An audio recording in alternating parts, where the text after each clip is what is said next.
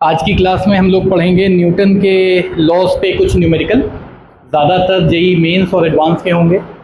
ठीक है ना। बहुत ही आसान आसान क्वेश्चंस निकाले हुए हैं पहले से ही। तो पहला क्वेश्चन बता रहा हूँ, सुनना ध्यान से, अच्छा क्वेश्चन। ये 1986 का क्वेश्चन है, काफ़ी छोटे रहोगे तुम लोग, तब की बात है। उस समय एडवांस और मेंस तो होता नहीं था, सिर्फ जेई का होता था, आईआईटी का होता था। बेवकूफ़ बनाने के लिए लोगों ने चालू किया है। ठीक है ना। तो पहला क्वेश्चन है, मैं चाहता हूँ लिख लो इस क्वेश्चन को अपने पास, अच्छा क्वेश्चन है। A reference frame attached to the earth, बस यही question. A reference frame attached to the earth. यहाँ पे एक या एक से ज़्यादा ऑप्शंस सही हो सकते हैं। इसका पहला ऑप्शन है इज इनर्शियल बाय डेफिनेशन।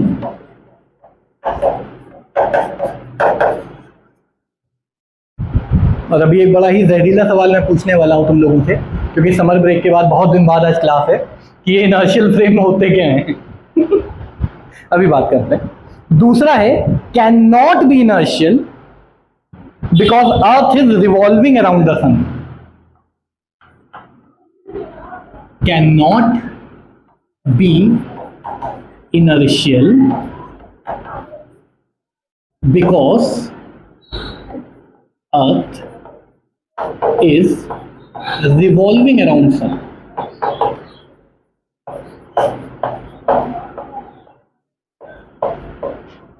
ठीक।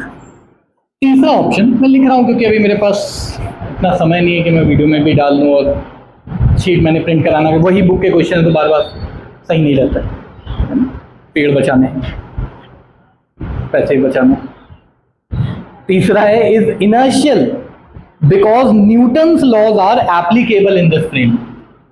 Is inertial because Newton's laws of motion are applicable.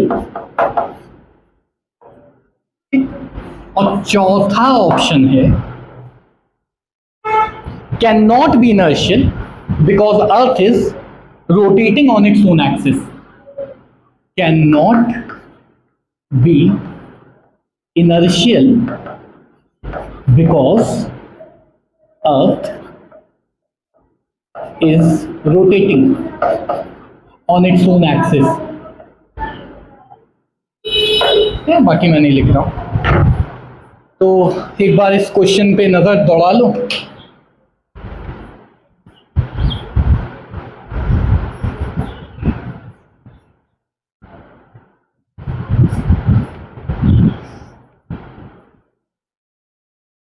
हाँ भाई, तो क्वेश्चन समझ में आया कि अर्थ पे रखा हुआ रेफरेंस फ्रेम। तो वही पहला सवाल, इसी में सारा रिवीजन हम लोग कर लेंगे। न्यूटन कौन था तो पूछने की जरूरत है नहीं, न्यूटन को सब जानते हैं ना।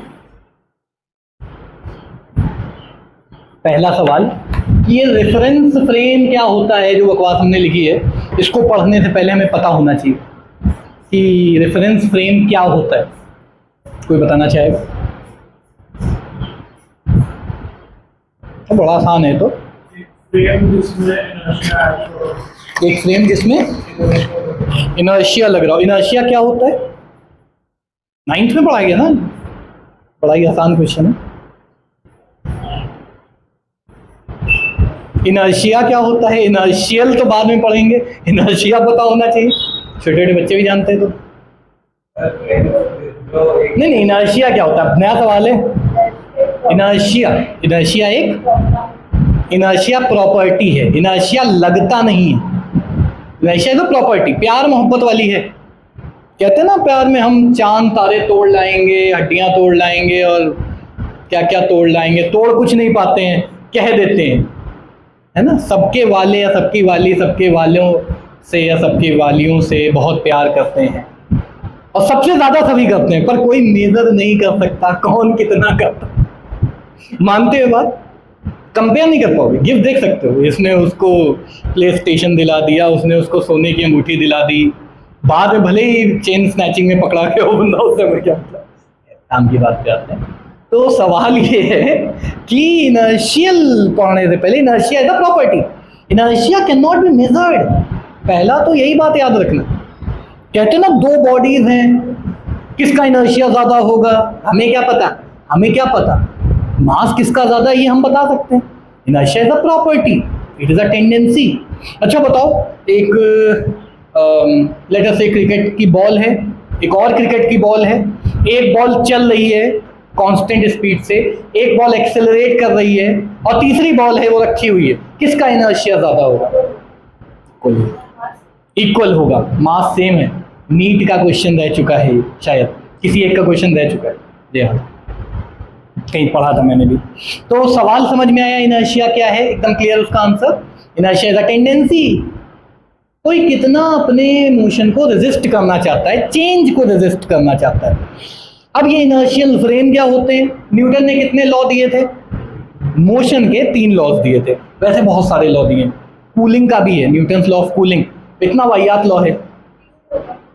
हाँ, हीटिंग कूलिंग एक ही चीज़ होती है ऑलमोस्ट, इतना बेकार लॉ है इसमें। अच्छा बताना, यहाँ पे मान लो बाहर का टेम्परेचर 40 डिग्रीज है फॉर एग्जांपल, तो 35 डिग्री पे पानी है, गर्म पानी, और एक 16 डिग्री पे पानी है। 35 डिग्री वाला जल्दी गर्म हो जाएगा या 16 डिग्री वाला जल्दी गर्म हो जाएगा? उतना ही पानी एक बोतल, जितना ठंडा होगा उतनी जल्दी गर्म होता है ना, जितना टेम्परेचर डिफरेंस उतनी जल्दी ठंडा या गर्म होता है। ये न्यूटन का लॉ, कितना बेकार लॉ है, बट न्यूटन ने उसको फॉर्मुलेट किया, प्रैक्टिकली एक्सप्लेन किया। कोई सेब वेब नहीं गिरा था, सब बेवकूफ़ी है, काफ़ी बकवास हो गई। इनर्शियल फ्रेम वो होते हैं जिसमें न्यूटन के तीनों मोशन के लॉ लग जाए, रादर पहला लॉ लग जाए, बाकी सब तो बाद में, पहला लॉ ही लग जाए। अपने आप कुछ चलना दे, अपने आप कुछ रुक ना जाए, समझे, जब तक कोई एक्सटर्नल फोर्स ना लगे। तो ऐसे फ्रेम को हम कहते हैं क्या? इनर्शियल फ्रेम, ठीक है ना। अब कोई पूछे what is an inertial frame, और फ्रेम क्या होता है, फ्रेम ऑफ रेफरेंस बताना। हाँ, वो सेट ऑफ कोऑर्डिनेट्स जिसको हम रेस्ट पे मान लेते हैं, जहां पे हमारा ऑब्जर्वर बैठा हुआ है। अगर कोई एक मक्खी मच्छर कीड़ा है और वो मेरे हाथ पे बैठ जाए और अब मैं चल रहा हूं, तो उसको मेरा हाथ चलते हुए नहीं दिखाई देगा, दिखेगा क्या? अगर ऐसा लगे तो जरा अर्थ को देखो, अर्थ चलते हुए दिख रही है क्या? पर तुमने पढ़ा है ना कि अर्थ घूम भी रही है, चल भी रही है ना, एक्सेलरेट भी कर रही है, काफ़ी कुछ हो रहा है अर्थ में। तो हम बेसिक्स पे ध्यान देंगे। इनर्शियल फ्रेम वो फ्रेम होता है जिसमें न्यूटन के लॉज लग जाएं, और फ्रेम ऑफ रेफरेंस वो सेट ऑफ कोऑर्डिनेट्स होता है जिसमें ऑब्जर्वर खड़ा है, जिसको हम रेस्ट पे मान लेते हैं, ठीक है ना। किसी और, हाँ एक चीज़ और याद रखना, सारे इनर्शियल फ्रेम एक जैसे हैं, सारे इनर्शियल फ्रेम। यानी अगर 2 फ्रेम हैं, ये भी इनर्शियल है, ये भी इनर्शियल है, तो चाहे हम यहाँ से एक सिचुएशन को देखें, चाहे हम यहाँ से एक सिचुएशन को देखें, दोनों ही केस में सेम रिजल्ट आने चाहिए। ऐसा ना हो कि ये का एक्सेलरेशन है, ये का एक्सेलरेशन नहीं, ऐसा नहीं होना चाहिए, ठीक है ना। सारे इनर्शियल फ्रेम एक जैसे हैं, उनमें कोई भी अंतर नहीं कर सकते हैं, याद रहेगा, ठीक है ना, पक्का। तो जरा मुझे बताओ, पहला ऑप्शन सही है कि नहीं? अर्थ इनर्शियल फ्रेम है डेफिनेशन के हिसाब से। इनर्शियल फ्रेम क्या होता है? जिसमें क्या लग जाए? लॉज ऑफ मोशन लग जाए। क्या अर्थ में आप डायरेक्टली लॉज ऑफ मोशन लगा सकते हो? हमेशा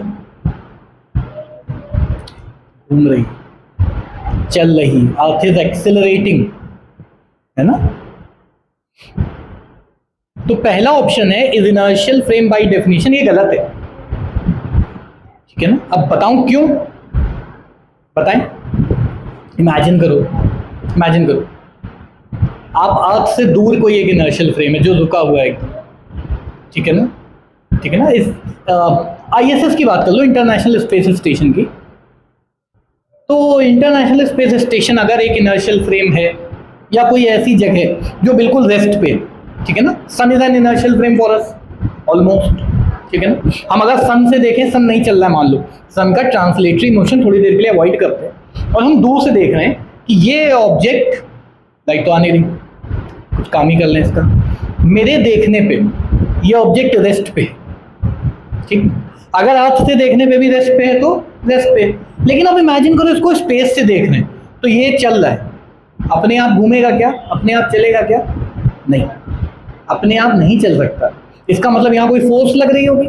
लेकिन अर्थ से देखने पे कैसा दिख रहा था? रेस्ट पे। तो हाँ, by definition earth is not inertial frame. तो पहला ऑप्शन गलत है, दूसरा सही है। Can not be inertial because earth is revolving around the sun. चल रही है, एक्सेलरेट कर रही है, एक्सेलरेट घूम रही है ना, रिवॉल्विंग अराउंड द सन। और घूमने का मतलब क्या हो रहा है? एक्सेलरेशन। क्यों हो रहा है? क्योंकि डायरेक्शन चेंज हो रही। तो दूसरा ऑप्शन सही है। तीसरा ऑप्शन इज इनर्शियल, भैया ये इनर्शियल नहीं है, नॉन इनर्शियल है, कैन नॉट बी इनर्शियल। तो ये तो ऑप्शन गलत ही हो गया। Can not is not inertial, obviously it's not inertial. कह रहा है is inertial because Newton laws of motion are applicable. There is a force called as Coriolis force. आगे पढ़ोगे इसके बारे में। मैं चाहता हूँ घर जा करके इसके बारे में एक बार सर्च करना, कॉरियोलिस फोर्स। प्लीज स्पेलिंग एक बार देख लेना। अर्थ के रोटेशन की वजह से एक फोर्स लगता है, ठीक है ना। तो that is because of rotation of earth. और चौथा, can not be inertial because earth is rotating. तो अर्थ के रोटेशन की वजह से मोशन में गड़बड़ होता है। ग्रेविटेशन चैप्टर में आप पढ़ोगे कि जी की वैल्यू इक्वेटर, अरे वो पढ़ा है कि 9th में तो पढ़ा होगा ना, कि पोल्स पे जी की वैल्यू सबसे ज्यादा होती है। क्यों होती है? अर्थ घूम रही है, यानी जी, स्मॉल जी की value which should not depend upon anything else apart from mass, हमारे मेजर करने पे चेंज होते हुए दिख रही है, considering earth to be spherical.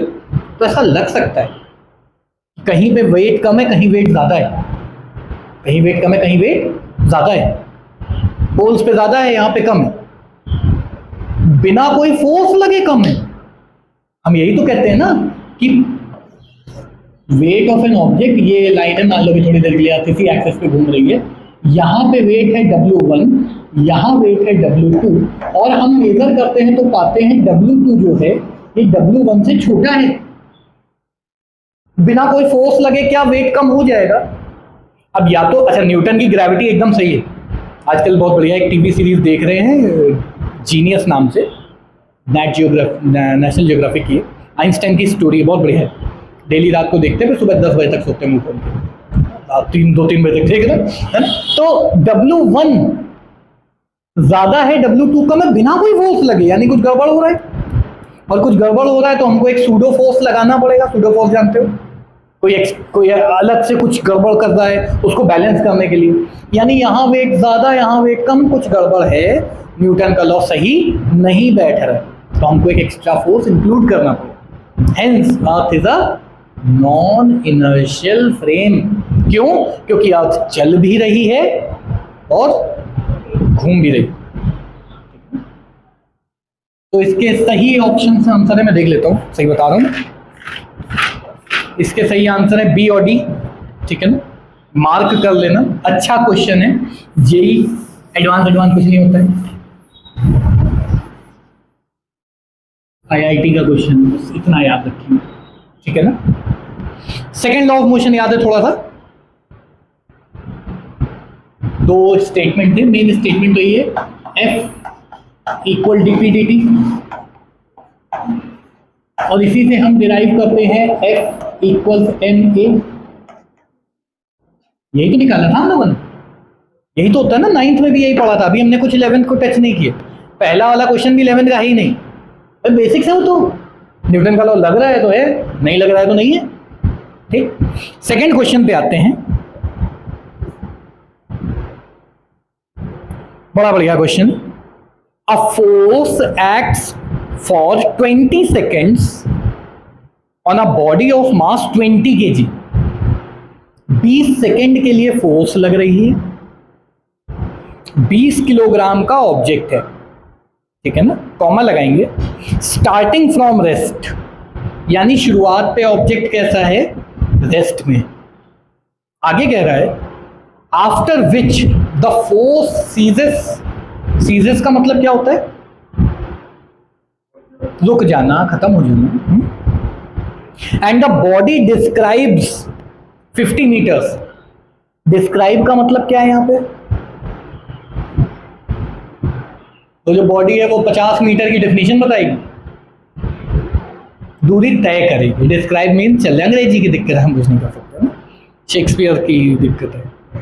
हाँ, तो मैं फिर से एक बार यहाँ तक पहुंचता हूँ। A force acts for 20 seconds on a body of mass 20 kg starting from rest, after which the force ceases and the body describes 50 meters in next 10 seconds. The value of force will be। तो बड़ा आसान question लग रहा है, अभी थोड़ी देर में कठिन हो जाएगा। The value of force will be, options में लिख देता हूं, option A, option B, option C, option D. पहला ऑप्शन है 5 न्यूटन, दूसरा ऑप्शन है 20 न्यूटन 20 न्यूटन, तीसरा ऑप्शन है 40 न्यूटन 40 न्यूटन, और चौथा ऑप्शन है 10 न्यूटन। ठीक है ना? और कठिन करने के लिए एक चीज मैं और लिख दूंगा, ठीक है ना, लिख देता हूं कि ये कब आया था IIT, वो बहुत जरूरी, उसी से तो कठिन बनता है क्वेश्चन। 2023 मेंस,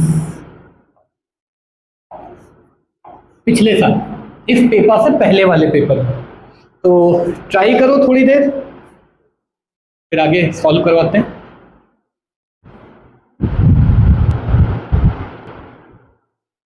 देखो कितना आसान क्वेश्चन है। पहले क्वेश्चन पढ़ते हैं, देखते हैं क्या क्या लिखा हुआ है। एक फोर्स है जो एक्ट कर रहा है 20 सेकेंड, जो भी गिवन है सब लिखते चलो। तो टाइम गिवन है कितना, 20 सेकेंड, 20 सेकेंड तक लगातार फोर्स लगता है। मास दिया हुआ है 20 kg,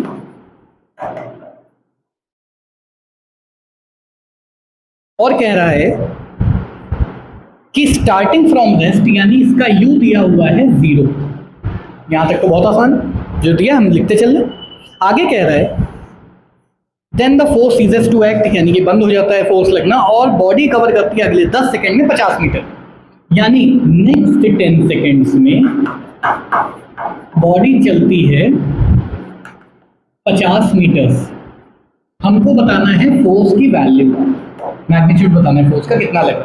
इधर ध्यान देना, देखिए सबसे पहले तो हमको v मिल जाए तो बड़ा आसान हो गया चीज, ठीक है ना, क्योंकि f का फॉर्मूला होता है m इंटू ए, ऊपर लिखा था।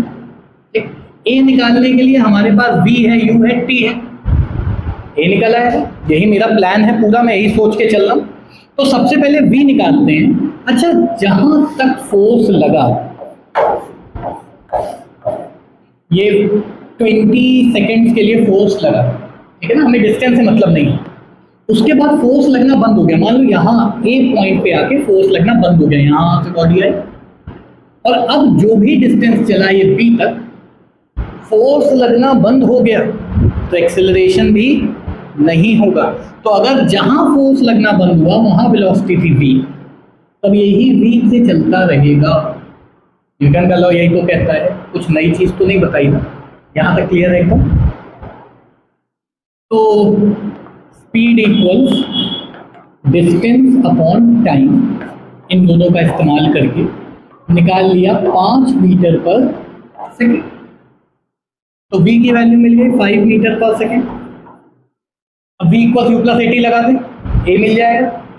तो a हो जाएगा v minus you upon T. v की जगह डाला 5, u की जगह डाला 0 और t की जगह डाला 20। 0 0 काटना, और मास पता होना चाहिए। 5/20 यानी 1/4 मीटर पर सेकेंड स्क्वायर। अब a आ गया हमारे पास, m है, क्या f निकाल लेंगे? तो f इक्वल्स m इंटू ए,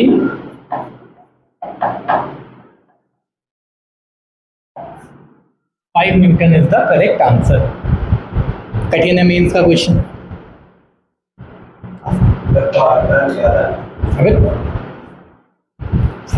फॉर्मूला कैसे नहीं याद आ रहा है? ये फॉर्मूला तो याद ही रखना पड़ेगा ना, तो speed equal distance upon time लगा दे, कुछ स्पेशल नहीं कर नोट। वो सब तब लगता है, देखो कंडीशंस याद रखो।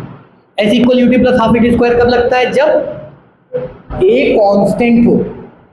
यहाँ पे ए लगना, जब आप ये डिस्टेंस निकाल रहे हो ना, तब तो फोर्स लगे नहीं रहा है।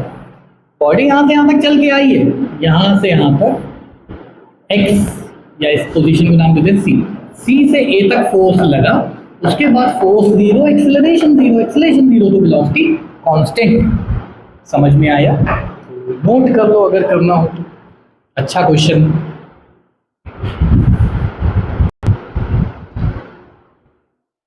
चलो भाई, थर्ड क्वेश्चन आज का देखते हैं। फिर से याद रखना, आईआईटी का ही क्वेश्चन ले रहे हैं, ये भी मेंस का ही क्वेश्चन है 2023 यानी 2023 का। पहले ही बता दिया तो डर शुरू से ही लग गया होगा।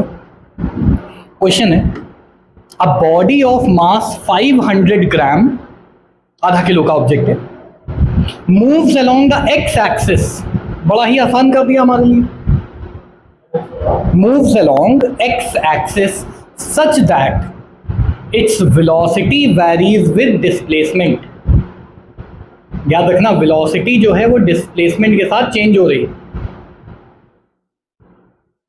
अकॉर्डिंग टू द रिलेशन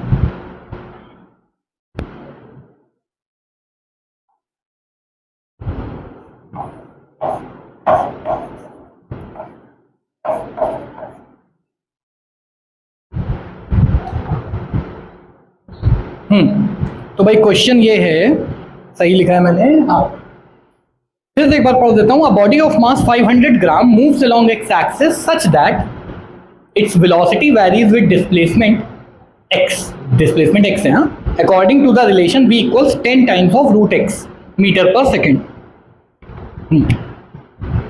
आगे कह रहा है the force acting on the body is, F निकालना है। ऑप्शन मैं आप लोगों को बता देता हूं।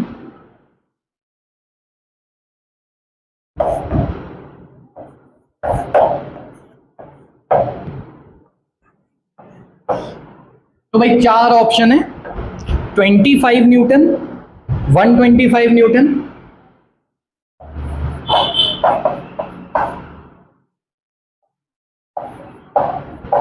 नेक्स्ट ऑप्शन है 5 न्यूटन, ऑलमोस्ट सेम है पिछले वाले क्वेश्चन जैसा, और चौथा ऑप्शन है 166 न्यूटन। सब से एकदम अलग हो रहा है ना।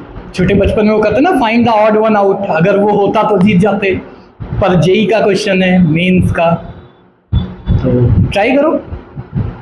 हम लोग वीडियो को पॉज करेंगे ताकि जब कोई वीडियो देखे तो उसको ये बिल्कुल ना लगने पाए कि आधा पौन घंटा लगाया गया है क्वेश्चन में, है ना। कर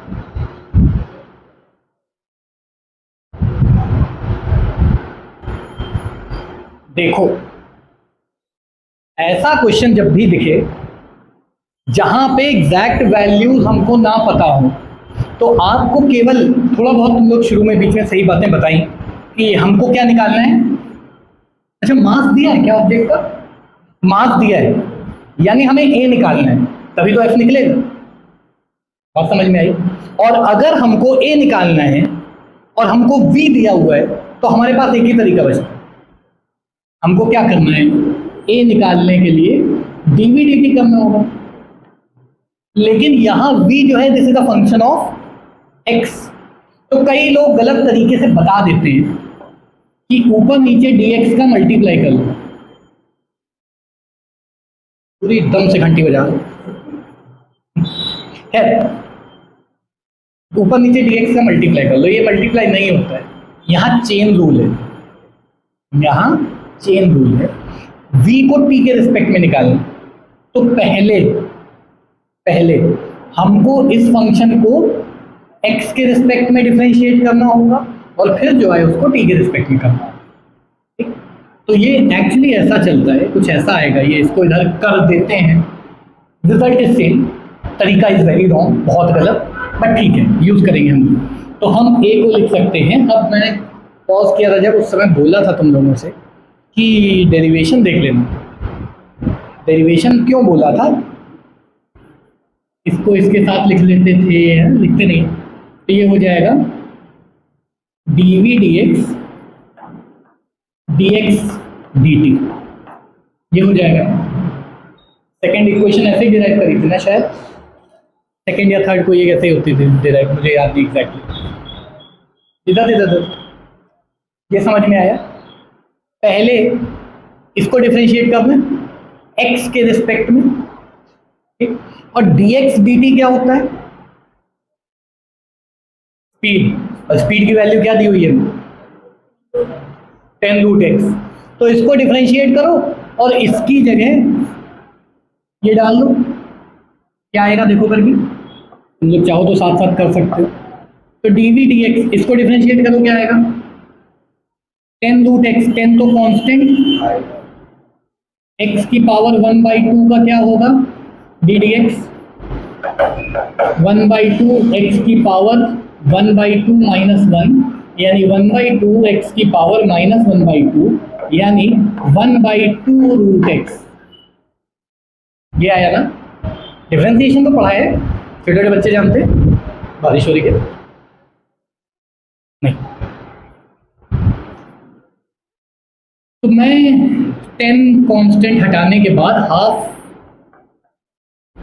√x, ये dv dx की वैल्यू है ना, dv dx की।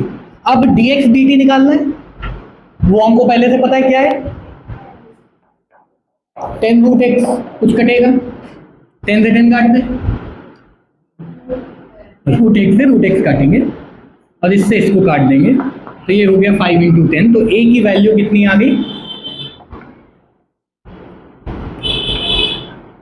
डी आ रही है ना, a आ गया, m कितना दिया हुआ है 500 ग्राम, 500 ग्राम। तो यही पे सॉल्व, इधर सॉल्व कर लेते हैं। तो आपको f निकालना है, ये हो जाएगा m × a। अच्छा एक चीज और देखो, क्या a में x या t या कोई फैक्टर आ रहा है, यानी a जो है ये कैसा है कांस्टेंट, इसीलिए आंसर भी एक कांस्टेंट फोर्स आ रही है। तो f इक्वल से में वैल्यू रखो, कितना हो जाएगा 500 ग्राम × 50, कितना हुआ, हमें नहीं पता ये क्यों दिया गया है, कोई गलती होगी जरूर, कहीं ना कहीं से लोगों ने निकाला होगा इसका आंसर। हाँ 80 का है तो कुछ तो होगा, दिमाग लगा होगा, ठीक है ना, ऐसे करना, नोट कर लो।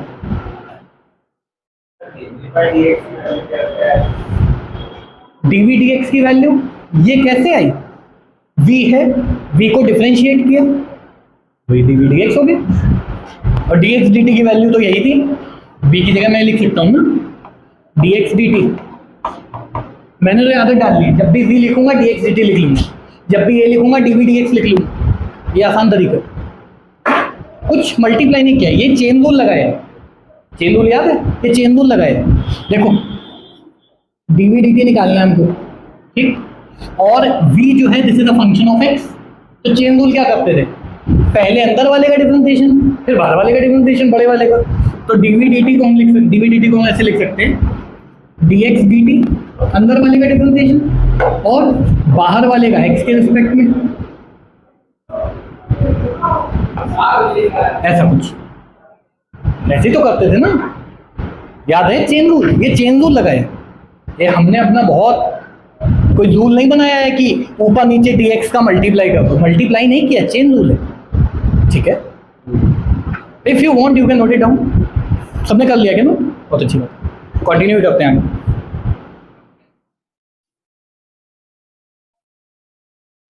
बढ़िया क्वेश्चन था। नेक्स्ट क्वेश्चन देखो, ये क्वेश्चन है 2023 मेंस। ये मत कहना कि सर सारे क्वेश्चन क्या इसी चैप्टर से आए, कई सारे पेपर होते हैं, है ना, मतलब एक साल में कितना, अभी मेरे हिसाब से लोग कर लेंगे 12-13 बार मेंस कर देते रहो, हाँ पागल लोग हैं, 4 बार मेंस ले रहे हैं, साल में 2 बार तो ले ही रहे हैं, फिर कहेंगे 4 बार दे दो, फिर कहेंगे 12 बार दे दो, फिर कहेंगे हर दिन 2 बार मेंस दे दो, हमें क्या है, नीट में तो देखा ही क्या क्या चल रहा है 580 वाले को 720 दिए बैठे, खैर 580 लाना भी अच्छी बात है, 720 से कम अच्छी बात है, पर है। मैंने कराया था तुम लोग को एक क्वेश्चन एडवांस से, याद करो। हाँ वो इसी साल का था, एडवांस वाला ही किया था तुम लोगों ने, आए नहीं थे क्या उसमें? वो डायमेंशन वाला कराया था, जो पढ़ लिया वो कराया था, जो जो मिलता जाए करते हैं। है नेक्स्ट क्वेश्चन है, लिखते जाना। Eight any instant the velocity of a particle of mass 500 gram.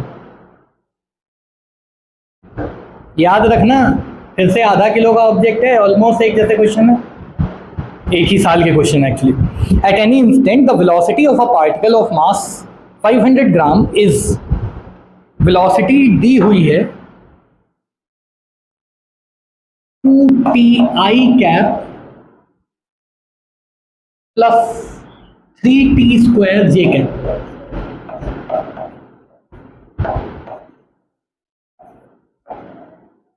Metre per second, ठीक है ना? तो ये वेलोसिटी दी है, फुल स्टॉप लगाएंगे।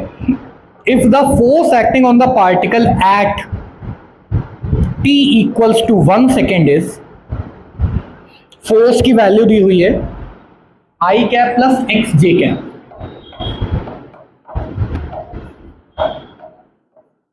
और ये दी हुई है न्यूटन में, ये at t equals to 1 second पे फोर्स है ना। The value of x is, then the value of x is, option है 2 4 नहीं 4 6 3 और 2।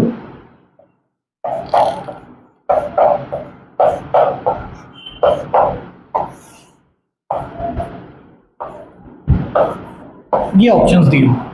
क्वेश्चन एक बार फिर से बता देता हूं, किसी भी इंस्टेंट पे velocity of the particle of mass 500 gram is this. आगे कह रहा है if the force acting on the particle is this at t equals to 1 second, then the value of x is, x की value बताना। Try करो, मैं तब तक पॉज कर लूं।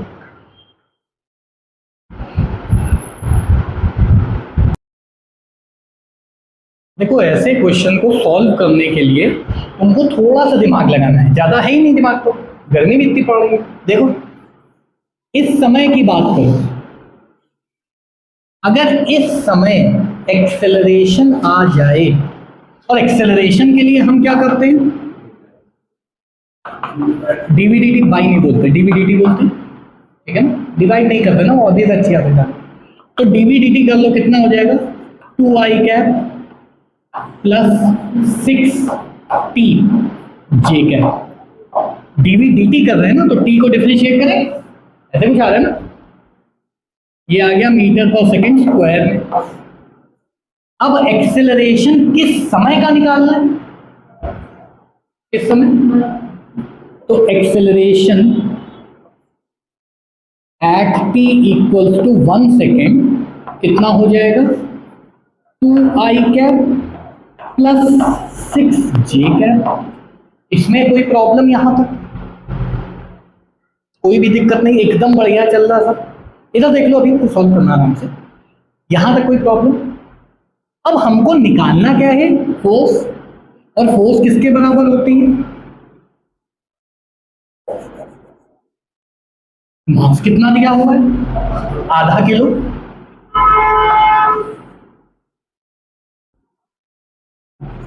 क्या ये आई कैप प्लस 3j कैप बन गया, यानी 1 सेकेंड पे फोर्स का मैग्नीट्यूड इतना आ रहा है। और तुम कंपेयर करो, गिवन क्या है i cap plus x j cap, तो x कितना हो जाएगा, ग्राम को केजी में क्यों नहीं किया, क्या हम बताएंगे हर बार, नहीं बताएंगे, ठीक है।